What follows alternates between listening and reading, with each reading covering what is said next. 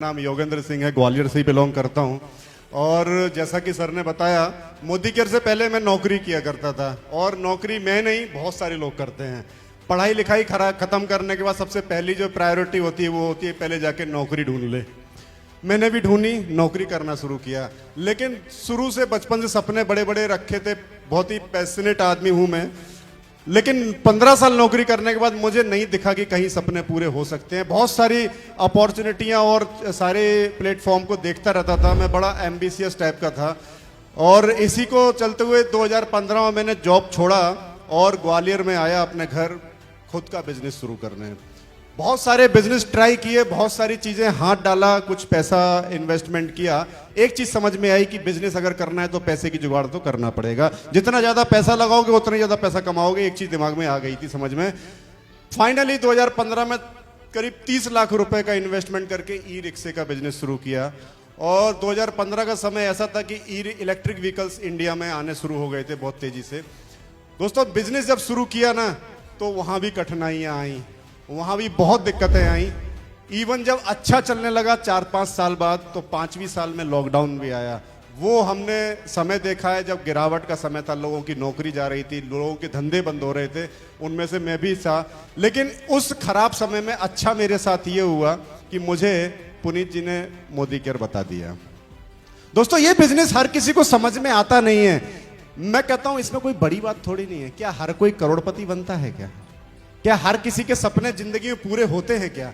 तो जिनको नहीं आ रहा समझ में, उसके लिए आप टेंशन मत लो। मैंने हमेशा एक ही उद्देश्य को लेकर के काम किया। पुनीत जी ने मेरे से बोला कि आप तो बताते रहो, आपका काम बताना है। मैं बताता रहा। जिसको समझ में आया बेस्ट, नहीं तो मेरा एक ही नारा था, next next next next next. बताते रहो, इसी रास्ते में आपको आपके जैसे लोग मिलने शुरू हो जाएंगे। दोस्तों, एक समय था रिक्शा बेचा करता था, लेकिन जब मोदी केयर ज्वाइन किया, वाई क्लियर हो गया, तो रिक्शे पे बैठ के डेमो बताने शुरू कर दिए मैंने। मैं आपको बताऊं कि मोदी केयर करते हुए आज 3 साल हो गया। 3 साल होते होते मुझे क्या मिला? यहां से प्लेटिनम डायरेक्टर मिला, इतना बड़ा परिवार मिला जहां पर मुझे लगता है आधे हिंदुस्तान से लोग बैठे हुए हैं। साथ ही साथ क्या मिला? पहला साल जब आया था ना, लोग पहली साल में छोड़ के चले जाते हैं, कई सारे लोग निराश होकर के। मैंने बोला ना, मोदी केयर यूनिवर्सिटी है। अभी कल मोदी केयर ने 28वीं वर्षगांठ अपनी मनाई। कितने सारे लोग फील्ड में मिलते हैं जो बोलते हैं फलानी कंपनी में करता था, फलानी कंपनी में करता था, ये हुआ वो हुआ, बहुत सारी कहानियां। मैं कहता हूं यार, 28वीं वर्षगांठ बनाने वाली कोई कंपनी बता दो मोदी केयर के अलावा। है ही नहीं।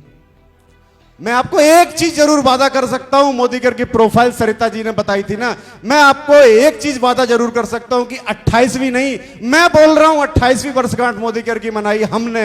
मेरी बेटी बोलेगी कि 70वीं वर्षगांठ मना रही हूं मैं। मेरी बेटी का बच्चा बोलेगा कि मैं 150वीं वर्षगांठ मना रही हूं मोदी केयर की।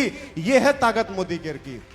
मोदी केयर क्यों करना है, ये आज दिमाग में फिट करके जाइएगा। हो सकता है आपके पास बहुत पैसा हो सकता है आपके पास बहुत सारी चीजें, इसको स्किल हो।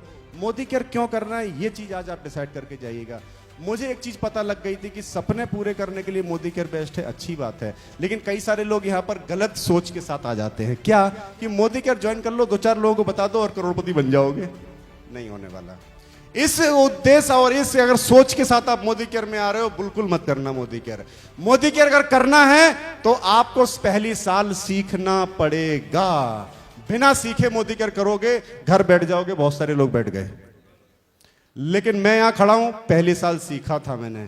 सीखते सीखते आपको टीम बनानी पड़ेगी, लोग टूटेंगे, लोग फिर जोड़ने पड़ेंगे, लोगों को मोटिवेट करना पड़ेगा, लोगों को एजुकेट करना पड़ेगा, लोगों को ट्रेनिंग मीटिंग देनी पड़ेगी, लोगों को सपोर्ट देना पड़ेगा। और वो लोग जब पैसा कमाएंगे, फिर आपके पास पैसा ही पैसा आएगा। ये है मोदी केयर। क्या ये आप करने को तैयार हो?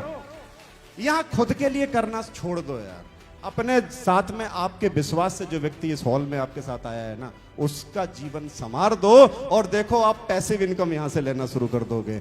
एक कंपनी का नाम बताओ जिस कंपनी का कोई भी लीडर तीसरी पीढ़ी में पैसा कमा रहा हो। कोई नहीं मिलेगा।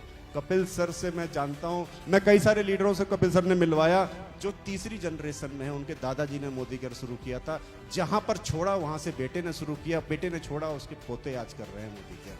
ये है ताकत मोदी केयर की। एक काम सोच के बताओ आप कि मैं ये शुरू करूं, 2 लाख से रिटायरमेंट लूं और मेरा बेटा को 2 लाख से शुरू करवा दूंगा, ऐसा कोई काम जानते हो क्या? नहीं जानते हो तो चुपचाप मोदी केयर करते रहो। समस्या हर काम में आती है, यहां भी आएंगी, लेकिन बात सिर्फ इतनी सी है कि दूसरे कामों में अपलाइन नहीं मिलेगा, यहां अपलाइन खड़ा हुआ है आपका सपोर्ट देने के लिए, आपको हर समस्या का समाधान करने के लिए। मेरा अपलाइन तो हमारी लड़ाई को सुधरवाने भी आता है, और वो तो मैं एक चीज आप लोगों से जरूर बोलना चाहूंगा। आज 3.5 साल मोदी केयर करते हुए हो गए मुझे। 60,000 रुपए का पे आउट लेता हूं मोदी केयर से। ट्रैवल फंड गुल्लक में इकट्ठा हो रहा है, कार फंड इकट्ठा हो रहा है, कार फंड में हाउस फंड की तैयारी मैडम ने बोला ना कर दी है, शुरू हो जाएगा।